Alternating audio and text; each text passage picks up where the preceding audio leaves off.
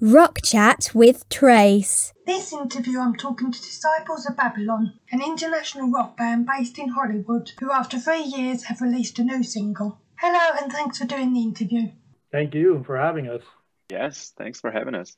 Thank you very much. How are you doing today?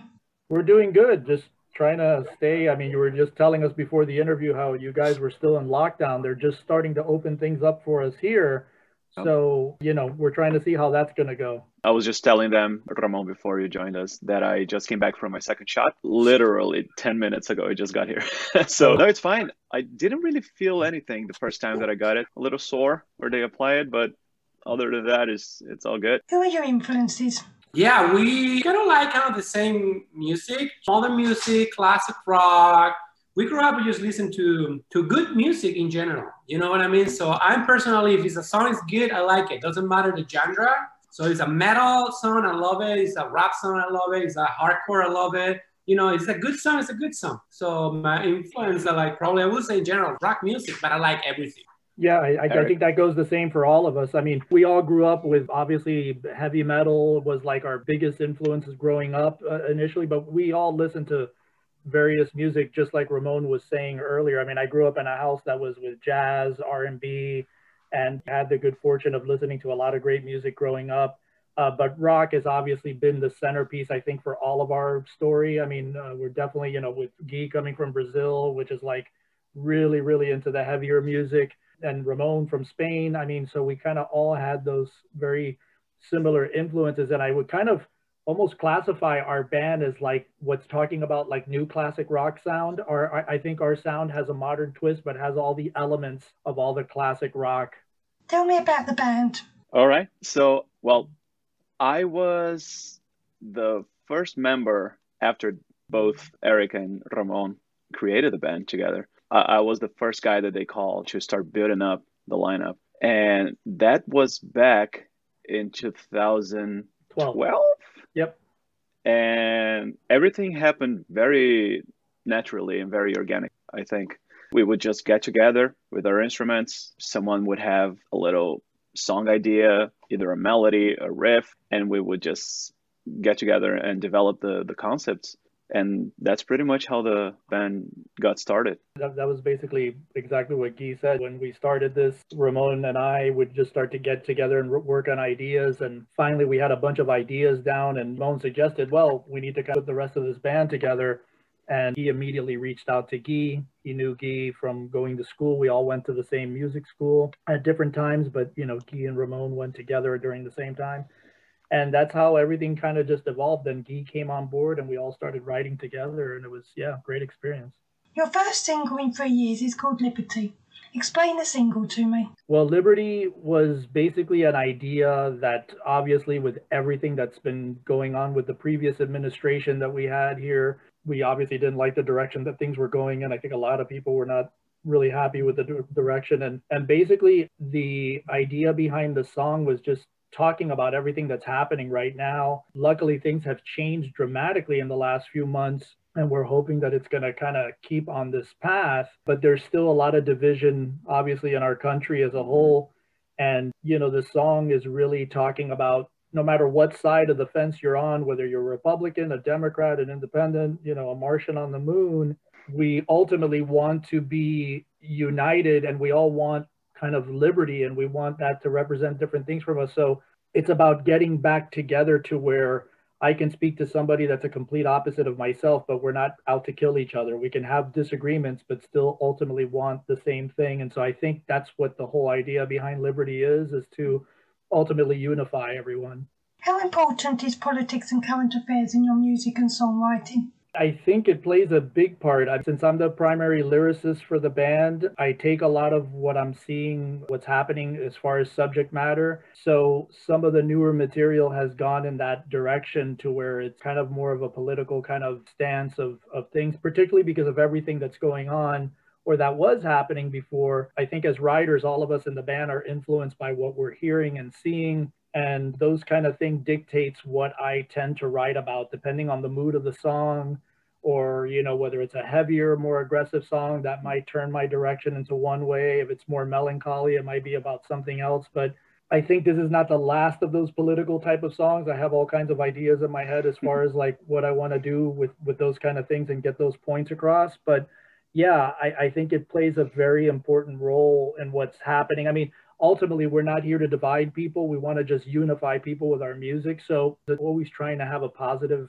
message in our music to where it's going to unify more than divide. I think what I try to do as a lyricist is try to be the mirror and try to, give people the idea and thought that we're trying to bring across, and then let people make their own interpretation of it. So how does the songwriting process happen? Depends, like Guy was saying, we normally like everybody kind of like work in their original ideas by themselves, like with guitar riff, melodies, lyrics, or whatever. We tend to write like every week. Lately, no, because of the COVID situation, but even though we do it through Zoom or Skype or whatever, but all the process start like to check what I have, We normally try to come with an idea, but I don't fully develop it because we want to know what the other guys add to it or think about it, So that's kind of the way that we do it. We normally we go to somebody's place with acoustic guitar, with some recording, and we start to working from that. And after that, sometimes everybody, we kind of meet at the same time. So, we kind of like build the song little by little between each other. What would you say is the most pressing problem that's affecting America at the moment? Oof, I have to go with what Eric just said, the divisiveness. It's a real problem. We are seeing it this past week. We had 2 mass shootings motivated by literally just cultural differences, ethnicity. I make a joke that is not really a joke when I say to my friends, I don't believe in racism, because biologically speaking, the definition of race doesn't apply to the ethnicities we have in the world. So either if you're Caucasian, Asian, African, that's just ethnicity. That's not a race. So in my belief, we have to start breaking down the concept by its definition. That there is no such thing as that race, that human race. Our human race is Homo sapiens. So we're all Homo sapiens. So I think that's a big part of the whole concept behind this divisiveness. Just learning that we're all in this big blue spaceship that we call Earth, and we have to learn how to share it. Oh, absolutely. Yeah, for sure. Yeah, we absolutely. That's the whole premise behind the band, is that, we want to spread ultimately a positive message in our music and try to, songs like We Are the Ones, those are songs that we're trying to bring things that are happening, issues that are happening in the world, and trying to unite people ultimately. So our songs tend to have the silver lining at the end of it. Not saying that they're all positive, but typically they always end up in a positive light, where we want to unify people. Can we expect a new album from you in the near future? We are writing a lot of songs, have some demos and all this stuff. We are actually working on a new album. When it's going to happen? As soon as possible. Actually, it's dropping tomorrow. No, I'm kidding. But oh gosh, nobody told me. Nobody told us. But yeah, well, we are on it. Sometimes we definitely we are working on it right now, but we don't really have a timeline, like a time limit, like a date to put it. So we're trying to work in the most organic way as possible, trying to get the same feeling that we had at the origin when we just started to do music. When we just started to do music, we just write music without thinking, okay, we have to have 5 more songs. We have to have 6, 10 songs. Mm-hmm. So now we're putting songs out. We're writing as much songs out as possible without thinking and without rushing the process. So, but we are on it. It's not gonna be like that Guns N' Roses album that took 10 years to bet. 10? I think it took maybe it's gonna be 15. So it took a little bit more than that. No, I'm kidding. But yeah, we on it. We're on it. Yeah, I think. Yeah, I think what Ramon is saying, I mean, what we're doing now, with Liberty, that being our first song, what we're planning to do is basically what a lot of bands are doing now. They're releasing singles right now. Mm-hmm. And so we're planning to, what our timeline is every couple of months is to release a brand new song and then hopefully lead us to the end of probably 2021. And then hopefully, probably like first quarter of next year, we hope to have the next full release. But right now, we're just going to kind of give people a little bit with another song and hopefully in another couple of months. And then we'll do the next song. And then that'll lead us to the next record, because obviously everything has gone now back to like a singles kind of thing. So even though our style of music, people still listen to albums complete beginning to end, thank God. But, you know, now we're in a Spotify world where people are just piecemealing songs, and you're not getting the full picture of like the beginning, middle, and end of an album. So it's the playlist. Yeah, curse. Exactly. Yeah, so that's it's kind of cool, what our plan but is. At the same time, it's like, Yeah. So you're hoping to tour the album at the beginning of next year? We hope so, yeah. We have some things that we're working on right now. As I was telling you before, we had a tour that was in the works for last year, but that all went out the window with this virus. So yeah, so we're working on obviously doing that now with some hopefully festival stuff and, you know, shows and tour, and hopefully, get this whole thing with Europe again happening. So yeah, so that's definitely in the works. But I think we're kind of, you know, everybody's trying to navigate this. It looks like here in the States, I don't know, obviously over there for you guys, you said you were still on lockdown. I know that they're trying to push for some of the festivals in the fall, you know, Aftershock and stuff like that, which actually Ramon's playing with another project. And so we're waiting to see how that goes here. There's this threat of this third wave coming now with the Brazilian variant of the virus. I know you guys over there in the UK have a UK variant. And so we just have to kind of wait and see. I can't imagine 60,000 people getting together in a place with the vaccines now, but we're going to have to see how that, you know, is going to play out. How was it getting back in the recording studio after so long? It was very interesting. I mean, this last song that we released, Liberty, it was right as the pandemic was literally starting. So we had to kind of work in a completely different way that we weren't used to working before, which has now become very common. But, you know, we ended up doing it somehow. You know, Chris produced this song, our drummer. He did an amazing job on this. He was in Chicago while we were doing this. So I cut my vocals one day and, you know, he was on a Skype call with us and he was direct. I mean, it was just crazy. It was something like out of like Aliens or something, where he was in like another planet and people were sitting there saying, okay, do this, do that. It was definitely obviously new for, I think, for everybody to work like that. So it was a new process, but it was actually kind of exciting because it proved to us that we can actually do something of quality and turn out a great product, which, you know, obviously we pride ourselves on as a band. Yeah, it's very interesting the way we did it, because I feel like when we did our album, for example, we got together, everybody at the same time in the studio. We did a pre-production with our producer. So we pretty much knew, at least on my end, the rhythmic section, we knew pretty much what we were going to do. No surprises there. But this time, because we kind of had to depend and build on top of each other. So first Chris did the drum parts, then he sent it to me. I recorded my part with just a little scratch guitar, had scratch vocals as well. So I had a general idea of what the song would be like in the end, but I actually had more freedom to create on top of it. And I believe the same thing happened with Ramon when it was his time to record guitars, because it was kind of like a blank canvas for him to just lay guitars on top of it. And it was very cool to see the process on the spot that he came up with, like guitar parts and different counter melodies. I actually like it. It's a whole different beast in itself, but I enjoyed this process a lot. Yeah, it was great. I mean, I personally like everybody being in the same room in a studio and us feeding off of each other. Everything, for sure. That to me is the ultimate, but this was cool. It was, I don't know if you've watched those documentaries with Bring Me the Horizon that they did with their last record and how that was all put together, but they did it in a very similar nature, which was during the pandemic when they were recording, and it was just real cool to watch the whole process of them putting that record together. How will any upcoming album compare to The Rise and Fall of Babylon?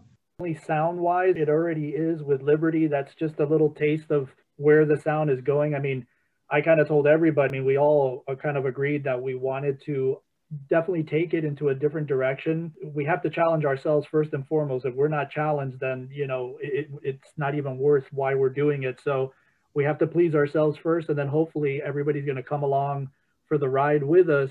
But it's definitely going to go for sure in different directions, and probably directions that people are not even thinking about. And, that's the exciting part of the writing process, is that we get to experiment and get to try to push the envelope. We don't want people to think that we're just going to be the same type. I mean, there's going to be a huge evolution, I believe, in this next record, for sure. What's the one thing you've learned since you've been in the music industry?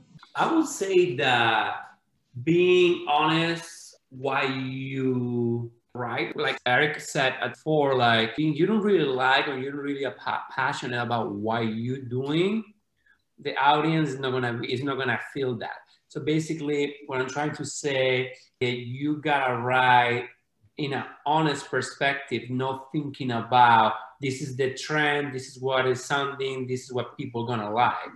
Because if you write thinking what people are gonna like, probably, I don't know, it's not gonna click with them. But I think that when you do that writing from an honest perspective, that's how you get it.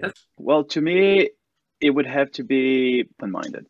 I think I came from a background, like Eric said, Brazil is pretty huge in the heavy metal we consume, to the point that back in the day, before this whole pandemic thing, at some point we would have like Iron Maiden playing 2 shows a year with like 4 dates. And being a musician in that scene is a weird thing, because people think you play one style of music, one genre, and you should stick to it. And for example, I was really into prog metal when I first started, like Dream Theater and whatnot. And then at some point I started playing with this Metallica tribute band. And I used to bring the only bass I had, which was a 6-string because of the prog band. And I would get looks when we were on stage, like people looking at me like, how dare you play Metallica using the 6-string bass when Cliff Burton only used 4, that type of stuff.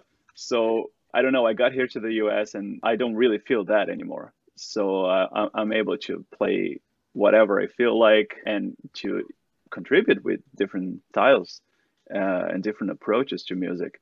So I think being open-minded, when you're in the studio and your producer says something like, oh yeah, let's try this, let's try that. Just be open-minded. Everything will be okay in the end, I guess. So you heard it right here first, Tracy. Guy just said our next record is going to be prog metal. We're doing the prog metal record. I'll bring my 6-string bass. Yeah, I would kind of probably agree with what Guy is saying. The big thing is about collaborating and being open-minded, and just, it's so hard to keep a band together, just period. And the fact that we all actually really like and love each other, and, we're like brothers, and that to me is the greatest thing, is about keeping something like what we have together, because it's very special. We have a lot of fans from around the world that are very dedicated to what we're doing, and we're building that audience every day. And so it's something that I know that I don't personally take very lightly. And so I guess it's just, to me, the biggest thing that I've learned is working with other people. I tend to work better with a team of people than trying to be a solo person. So, that's kind of, I guess, the takeaway that I have with what I've learned. When all this is over with, where in the world would you most like to tour? We're everywhere. I like everywhere. And it's just, I wouldn't say touring. I would just say just play shows. Like, is the fact that we love playing shows. I don't have a particular place to play shows. It's just, I like to play shows. And after all this Corona situation, I found out that I really like them all, and I missed them all. So like right now, I don't have a place or a country or a city. It's just like, I really like the fact that being able to play a show is a bless, Tracy, I can tell you, I want to be in the UK. We want to go play Download, headline Download. We want to do all that stuff. We're just dying to go to the UK. So yeah. Well, if I can maybe say 2 places, for sure, I would love to play a concert with my guys back in my hometown in São Paulo, Brazil, just to be able to bring all my family members, all my relatives, all my friends. It's been a while last time I played in São Paulo, so that would be very special to me. But one place that I would love to go just to check out how the scene is Japan. I've never actually been to that side of the world, and I would just love to go there and to be able to play, to see. People tell me, from my friends that been to Japan to perform, to tour, they say that Japan is amazing. So I would really like to go there and experience that. Anything else you want to mention? I would just say to the audience, thank you so much, Trace, for having us on your show, and to just follow us online. Go to disciplesofbabylon.com or find us on Twitter, YouTube, Instagram, everywhere on the interwebs. We're everywhere. And yeah, to just continue to support us and what we're doing. We love our fans and our audience, and we're just very thankful for being on the show. Disciples of Babylon Single Liberty is out now, and I'd like to thank them for joining me for this interview. Thanks for Thank having you. us. It was our pleasure.